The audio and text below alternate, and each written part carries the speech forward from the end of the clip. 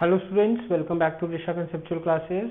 Now we are doing question number 13 from exercise 6.3 chapter 6 triangles. Again this is a very easy question. देखने में मुश्किल लग रहा है कि इस टाइप की इक्वेशन को हम किस तरह से सॉल्व करें, बट बहुत आसान है.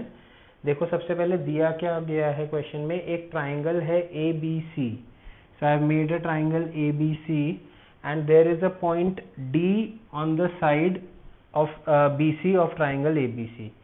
Such that angle ADC, ये वाला जो एंगल है ADC, this angle is equals to angle BAC of the triangle ABC. ठीक है, ये वाला एंगल और ये वाला एंगल आपस में इक्वल है. अब मैं पहले सॉल्यूशन कर रहा हूँ इसका, उसके बाद मैं आपको इसकी अप्रोच समझाता हूँ कि कैसे किया है.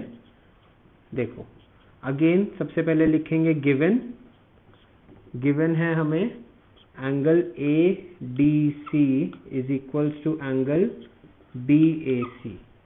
ठीक है, और टू प्रूव है हमारा ऊपर वाली चीज, CA² is equals to CB into CD. ठीक है, अब देखो कैसे करेंगे इसे. मैं दो ट्राइंगल्स ले रहा हूं. कौन कौन से ले रहा हूं? इन ट्राइंगल ABC, एक तो मैंने ABC पूरा बड़ा ट्राइंगल ले लिया, एंड ट्राइंगल ADC, ये दो ट्राइंगल्स में ले रहा हूं, ABC और ADC. मुझे क्या क्या पता है? एंगल ACB, मतलब जो ये वाला एंगल है, angle ACB is equals to angle ACD. ACB is equal to ACD. क्यों? क्योंकि ये एंगल है कॉमन, राइट? दोनों ट्राइंगल्स में ये एंगल कॉमन है. दूसरा हमें क्या दिया हुआ है? Angle BAC. Angle BAC is equals to angle ADC हमें दिया हुआ है, गिवन है. ये वाला एंगल और ये वाला एंगल जो मैंने पहले मार्क किए थे, ये दोनों आपस में इक्वल है. This is given to us. तो देखो कौन कौन से दो ट्राइंगल सिमिलर हो गए, दो एंगल्स कॉमन आ गए, दो एंगल्स इक्वल आ गए. तो डबल ए क्राइटेरिया से दो ट्राइंगल सिमिलर होने चाहिए. अब हमें इस बात का ध्यान देना है कि कौन से दो ट्राइंगल सिमिलर हुए. ऑफ कोर्स ABC और ADC सिमिलर हुए हैं, लेकिन कौन सी साइड किसके कॉरेस्पॉन्डिंग है, उस चीज का हमें ध्यान देना है. यहां पर हम उसको लिख सकते हैं, एंगल D जो है, या हम पहले ABC के लिए लिखते हैं, एंगल A जो है वो एंगल D के कॉरेस्पॉन्डिंग है, और एंगल C जो है वो एंगल C के कॉरेस्पॉन्डिंग है. हमें इस तरह से करना है. तो देखो A के ट्राइंगल लिखते हैं, ट्राइंगल BAC लिख देता हूं मैं. पहले मैंने बड़े वाले ट्राइंगल को BAC लिख दिया, ABC नहीं लिखा, BAC लिख दिया, doesn't matter. Is similar to A के कॉरेस्पॉन्डिंग क्या है? D है, तो A के कॉरेस्पॉन्डिंग मैंने D लिख दिया.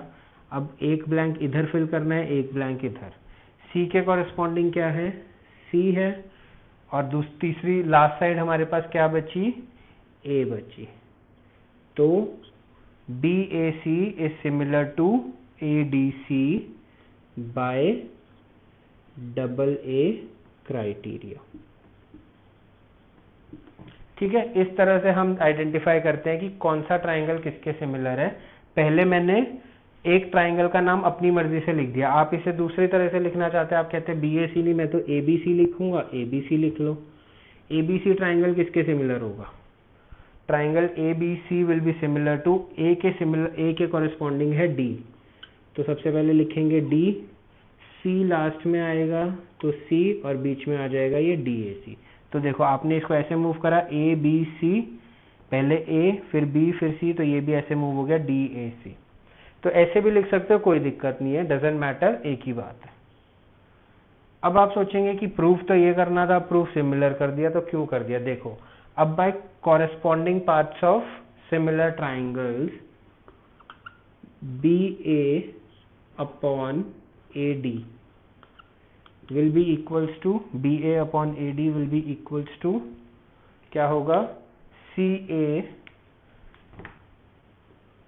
CA upon CD is equals to, अब ये करेंगे, BC अपॉन CA। अब इसको निगलेक्ट कर दो, इसको छोड़ दो, इन दोनों को पकड़ लो। यहाँ रीजन लिख देते हैं बाय CPST, बाय CPST। अब इन दोनों को पकड़ लो, तो हम इसको क्रॉस मल्टीप्लाई कर सकते हैं, इसको यहाँ, इसको यहाँ। तो CA into CA is equals to CB into CD।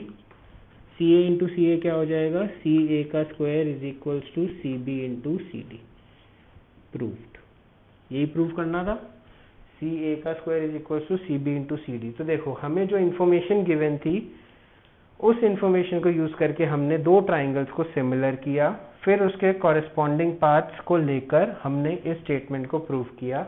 मैंने जब देखा इस स्टेटमेंट को, तो मैंने इस स्टेटमेंट को कैसे एनालाइज किया, I analysed it like this, CA into CA is equals to CB into CD। मैंने इसको क्या करा, एक CA यहीं रहने दिया, इन दोनों में से कोई एक टर्म नीचे ले आया। कौन सी टर्म नीचे ले आया, CD नीचे ले आया, CB यहीं रहने दिया, CA। तो मैंने देखा कि अगर मैं दो ट्राइंगल्स को इस तरह से सिमिलर कर दूं कि ये चीज़ आ जाए, तो क्रॉस मल्टीप्लाई करके मैं इस चीज़ को प्रूव कर सकता हूँ।